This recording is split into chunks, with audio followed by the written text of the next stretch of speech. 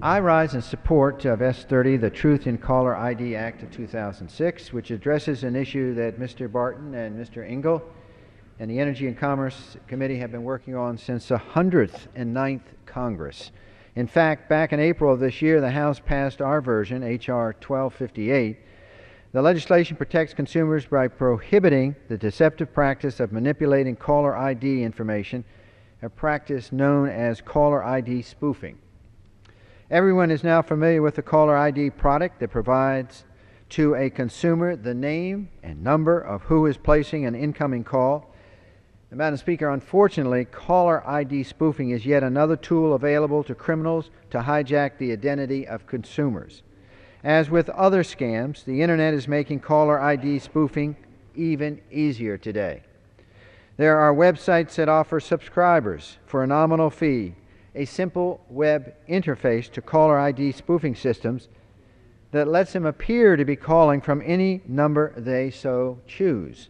Some of these web services have boasted that they do not maintain logs and fail to provide any contact information. Some even offer voice scrambling services to further the deception on the consumer.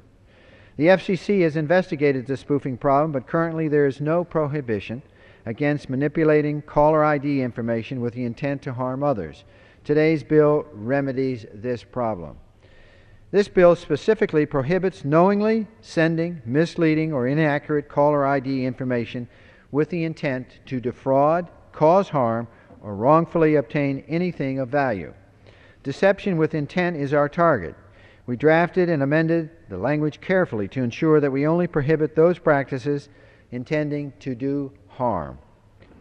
There are sometimes legitimate reasons why someone may need to manipulate caller ID. For example, domestic violence shelters often alter their caller ID information to simply protect the safety of victims of violence. Furthermore, a wide array of legitimate uses of caller ID management technologies exist today, and this bill protects those legitimate business practices. For example, caller ID management services provide a local presence for teleservices and collection companies. These calling services companies are regulated by the Federal Trade Commission and Federal Communications Commission, which requires commercial callers to project a caller ID that can be called back.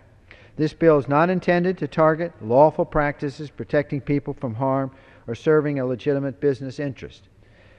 My colleagues, this is a good piece of bipartisan consumer protection legislation, and while I normally hesitate to take the Senate's work product without some kind of amendment on our side, I want to thank my friends on both sides of the aisle of this Capitol, on both sides of the here in the House of Representatives, including the chairman, many chairmen over the years, including Barton, Dingell, Waxman, Markey, and Boucher, also including Mr. Upton, who was also chairman of this subcommittee. I also want to thank this Congress's lead sponsor and hardworking member of the Energy and Commerce Committee, my good friend Elliot Engel from New York. I support this legislation. I reserve the balance of my time.